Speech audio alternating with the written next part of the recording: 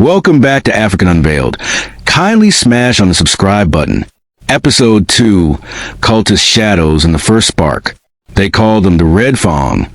A cult group so feared that their name was only whispered during blackouts or drunken hostile confessions. They moved like spirits, wore red shoelaces on black boots, and left behind threats carved into wooden doors. One night, Akin was returning from night class when he heard muffled cries behind the abandoned Faculty of Agriculture building. It was Bayo, a 100-level student who had refused to pay initiation tax. 5 boys surrounded him, each holding a belt wrapped in metal buckles. Akin's legs wanted to turn back, to pretend he saw nothing. But something about the boys screamed toward his chest like claws. He picked up a rusted rod and rushed into the scene, screaming like a man possessed. He struck one boy, but the others turned on him, raining punches and kicks on his body until his vision blurred and his ears rang with pain. Then it happened. The sky that had been calm moments before suddenly rumbled. A fork of lightning cracked down so close that the metal roofing beside them caught fire. The cult boys screamed and scattered. One even threw away his red cap and ran barefoot into the night. Akin lay on the ground, half conscious, but somehow untouched by the flame that danced beside his head. Bayo crawled away, stunned. By morning, the entire hostel had heard the story. One guy summoned lightning, they said. He beat 5 cultists without touching them. But by midday, the tale had become legend, and by evening, it had faded into just another ghost story. Akin, nursing swollen eyes and bruised ribs, didn't speak to anyone, not even Bayo, who now looked at him with awe. That night, when Akin looked into the cracked hostile mirror, he saw something else staring back at him, a flicker in his pupils, a glow, like stormlight trapped behind his eyes. And for the first time, he felt fun of the cultists or the professors, but of himself. Kindly subscribe and don't forget to on the notification button. Sleep became a battlefield. Akin's nights were no longer restful but haunted. He began to dream of distant places that did not exist on any campus map. A vast, cracked land scorched by flame, with war drums in the distance and voices calling his name from the shadows. In the center of it all, he stood, barefoot on burning ground, a massive double-headed axe in his hands, lightning dancing around his body. Sometimes he saw a woman beside him, tall, brown-skinned, her eyes shining like stars behind a veil of smoke. Her name was always on the wind, Yemisi. She never spoke. She only stared at him, a mixture of sorrow and power, as if she knew who he was long before he did. Each morning, Akin would wake up soaked in sweat, fists clenched, eyes sparking faint static. And every day he would walk among his peers pretending nothing was wrong, even when nearby bulbs flickered as he passed. But unknown to him, Yemisi was real and very much alive. She was a final-year physics student, known for her obsession with energy fields and unexplained anomalies.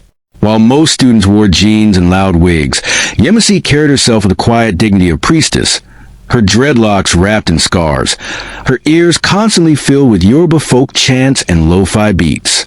One day, while analyzing atmospheric shifts around campus, she noticed something unusual, a localized burst of electromagnetic activity during the same hour the cult fight occurred.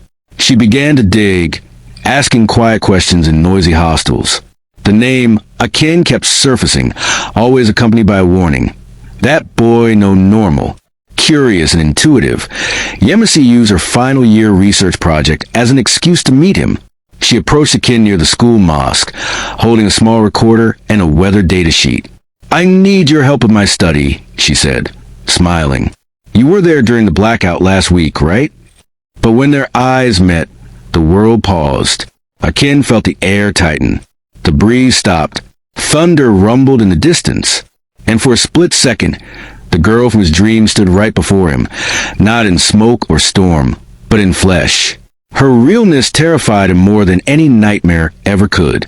Kindly subscribe and don't forget to on the notification button. Episode 4, The Whisper Beneath the Protest. Weeks passed, and Yemisi and Akin became an unspoken team.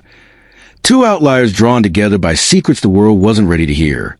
They met in old lecture theaters, on the physics department rooftop, and sometimes near the stream behind the Faculty of Arts, where the trees whispered like ancient griots.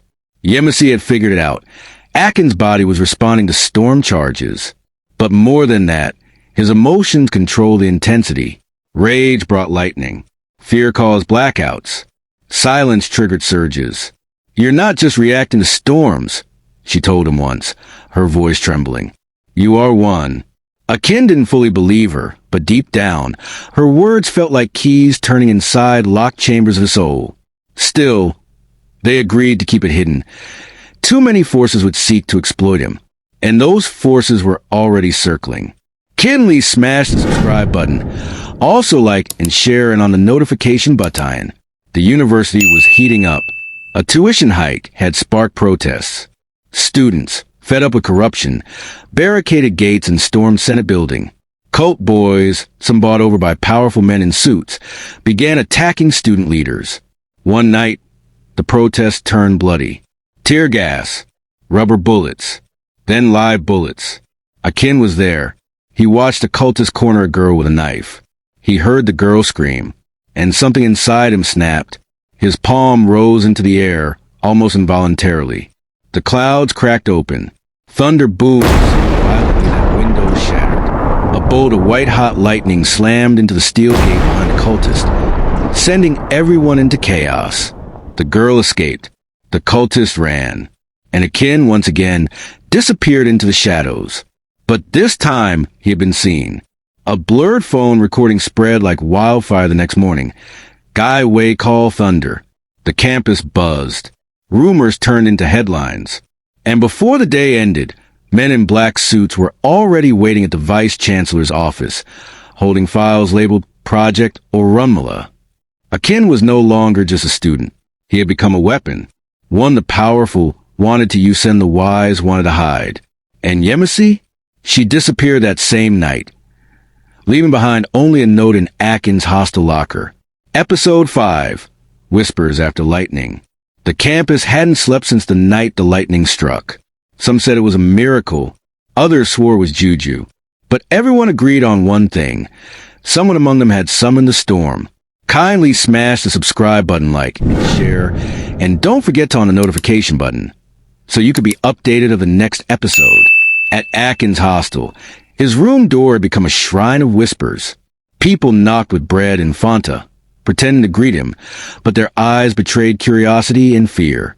Deep down, he wanted to deny it. He wanted to believe the lightning was just chance, but his trembling fingers said otherwise. He could still feel the charge in his skin, like the storm had folded itself into his blood. And Yemisi? Gone. Vanished like smoke. Her phone switched off. Her room cleared out. She had warned him. If they come for you, don't run. Her note haunted him. The shrine beneath the waterfall. What shrine? Which waterfall?